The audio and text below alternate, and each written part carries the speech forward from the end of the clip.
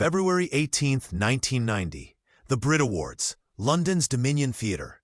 Freddie Mercury walked onto that stage for the last time. The crowd erupted. 10,000 people screaming his name. But nobody knew what they were really witnessing.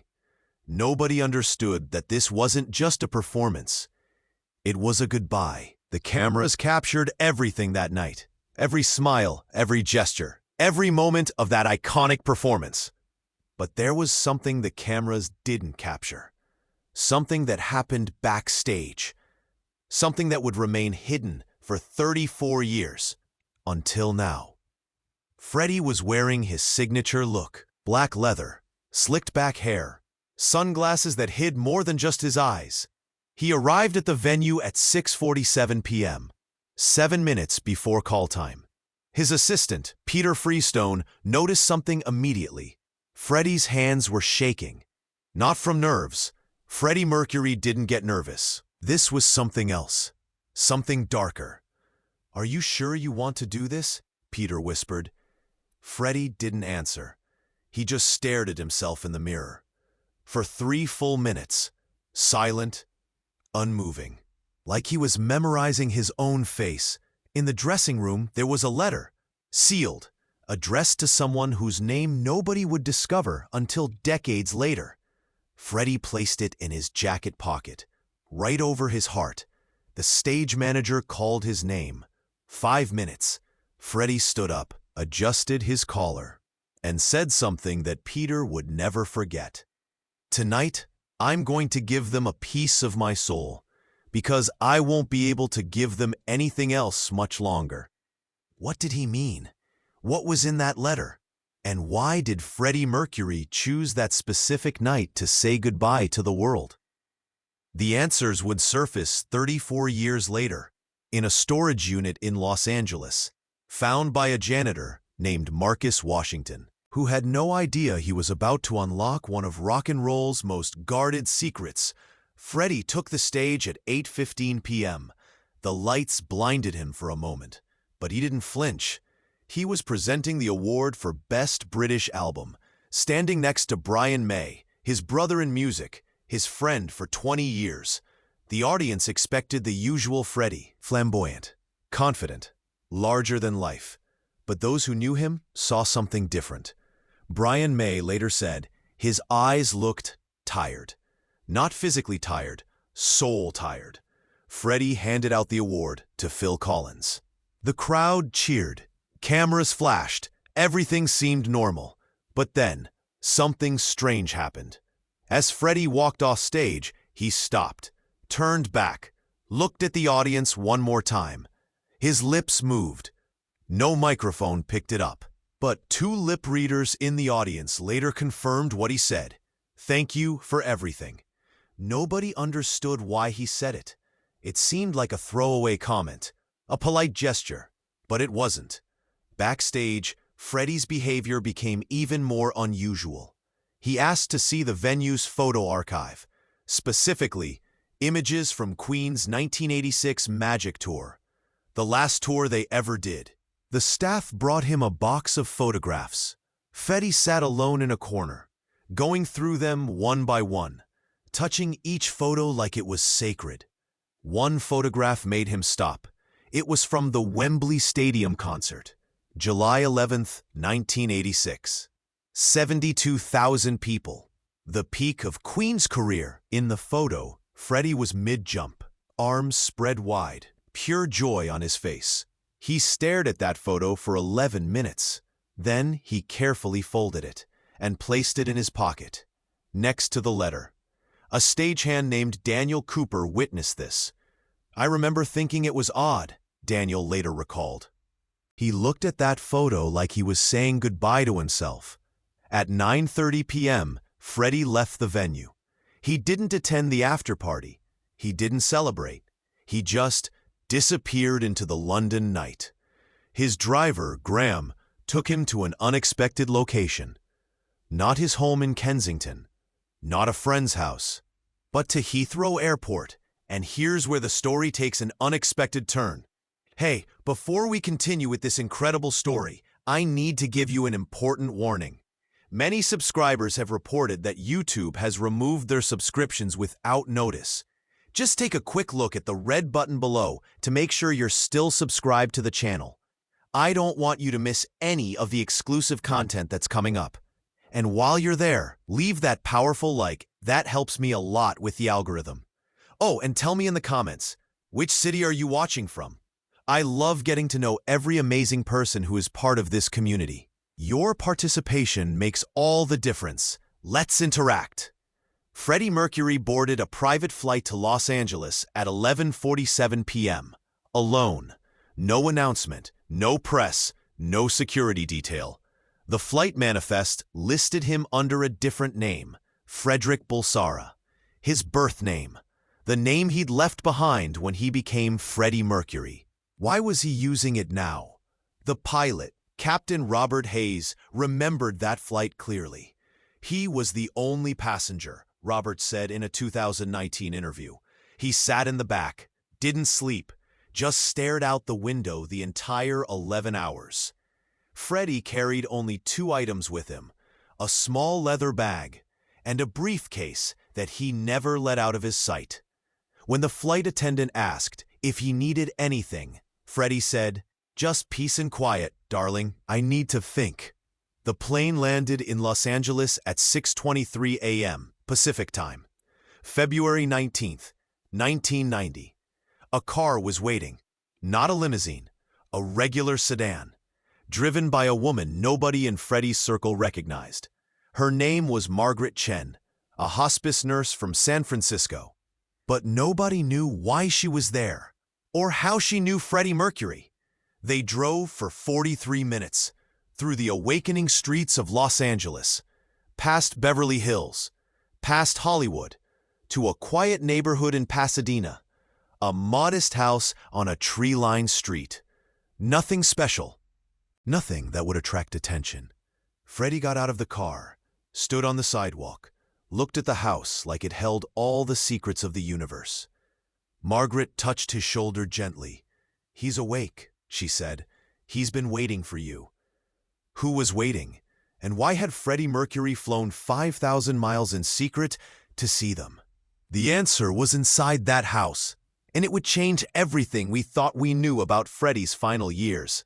Inside the house was a 14-year-old boy named David Chen, Margaret's son. But there was more to the story. David was dying, leukemia, stage 4.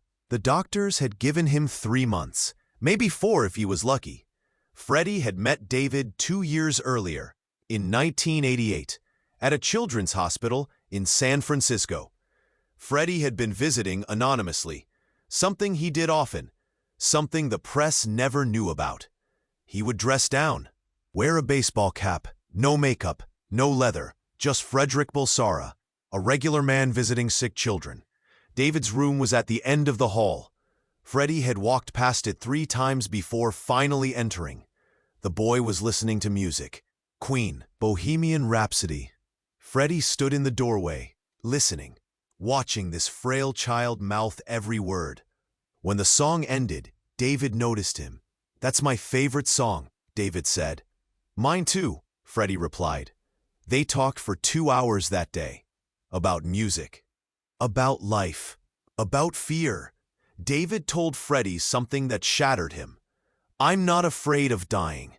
I'm afraid of being forgotten." Freddie promised him that day, "Nobody who loves music can ever be forgotten. Music makes us immortal." Over the next 2 years, Freddie visited David 17 times, always in secret, always unannounced. Just 2 friends talking about the universe. But now, in February 1990, David was in his final days, and Freddie had come to fulfill a promise. Margaret led Freddie upstairs, to David's room.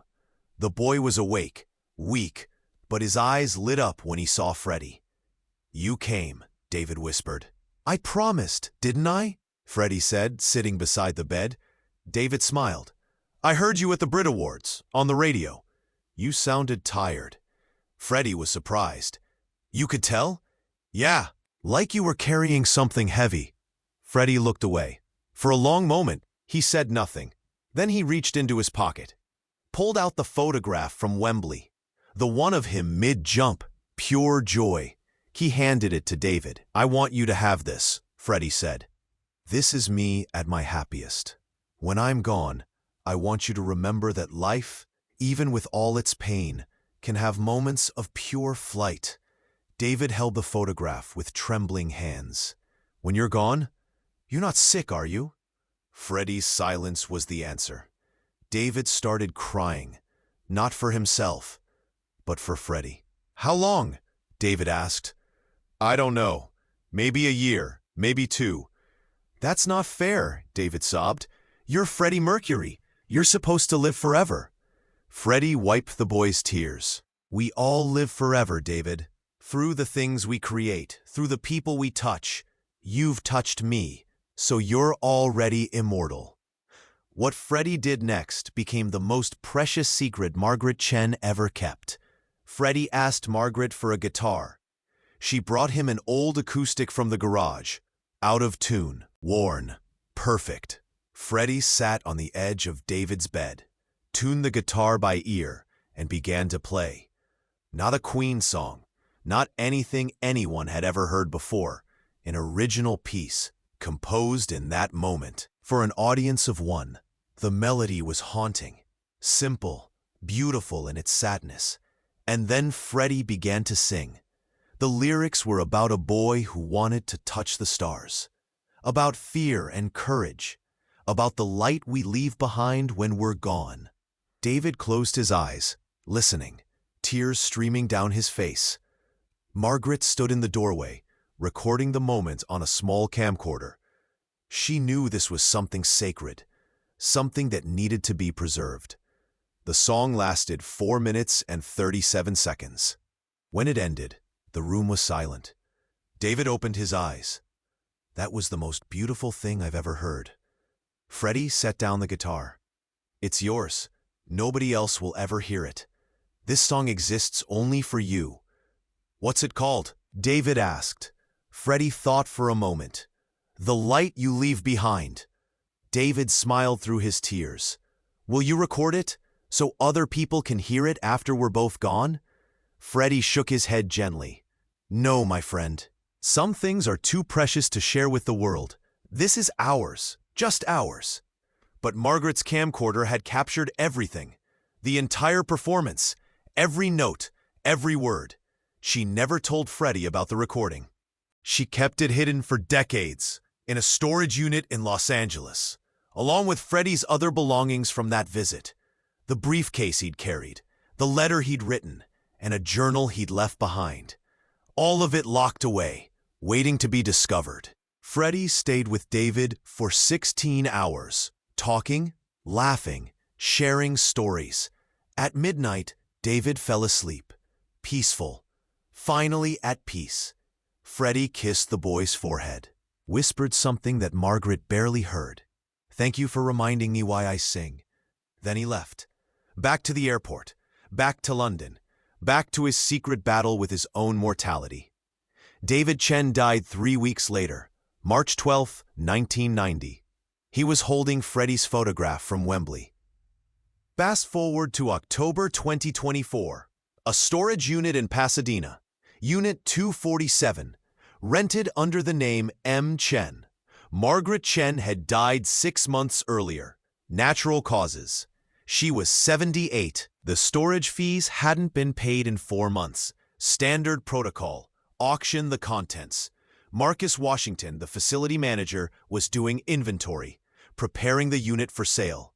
Inside, he found boxes of medical supplies, old furniture, photo albums, and then in the back corner, a locked briefcase, a leather journal, and a VHS tape in a plastic case.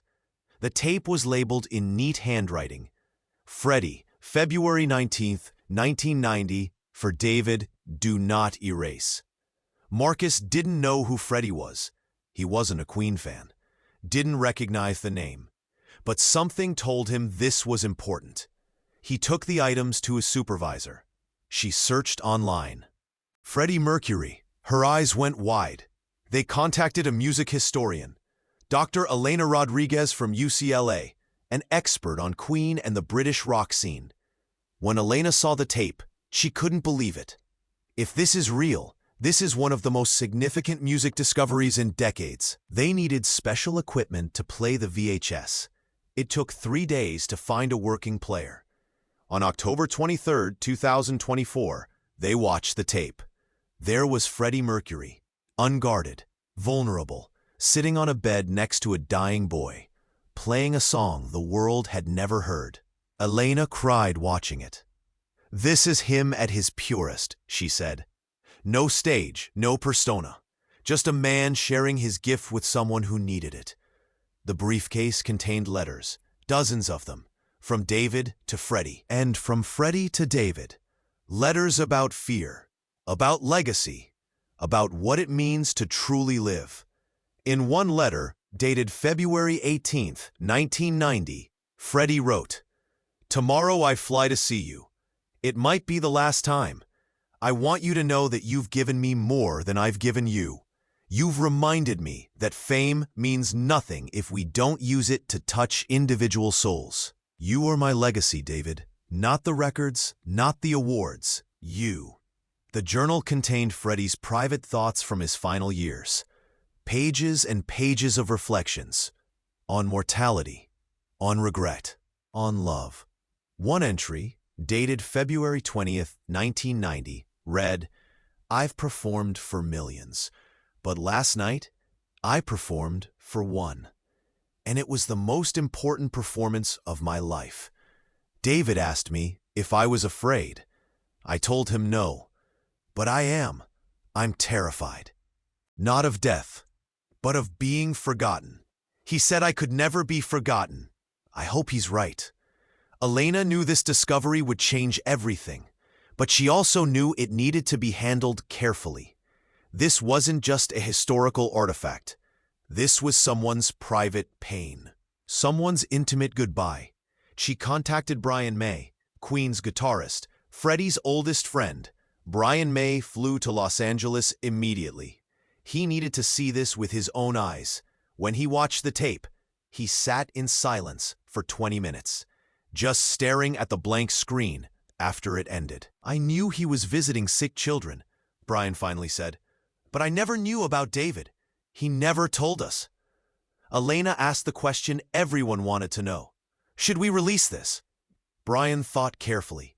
Freddie was a very private person about certain things. This moment, this was sacred to him. But he also believed that music should heal, that it should reach people who need it. He paused.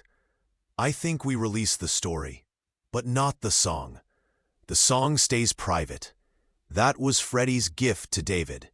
We don't commercialize it. We don't exploit it." In December 2024, the story was shared with the world. Not the recording, just the story. The response was overwhelming.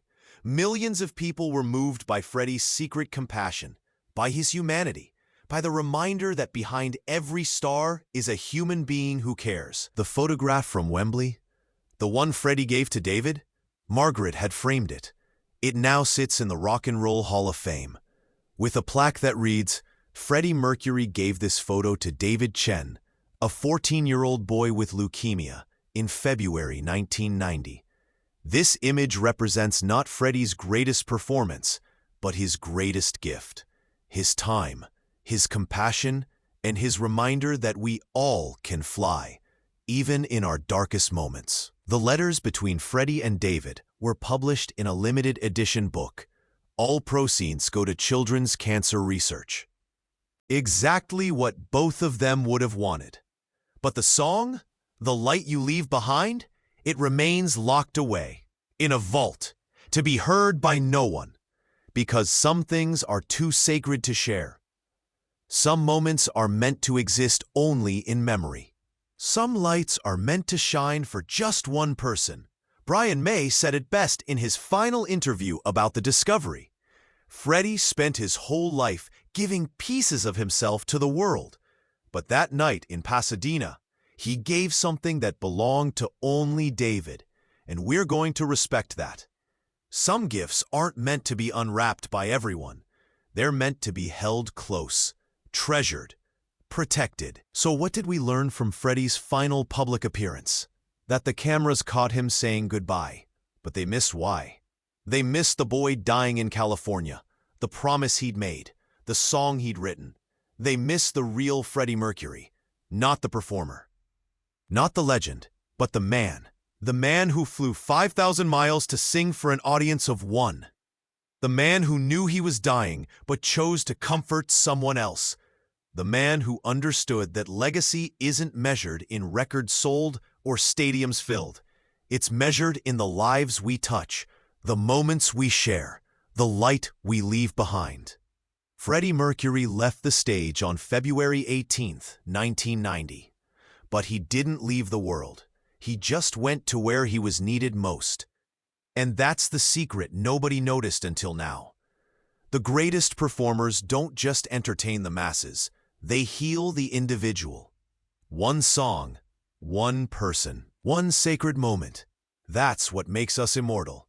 If this story moved you, if it reminded you that behind every legend is a human heart that beats with compassion, make sure you're subscribed to this channel.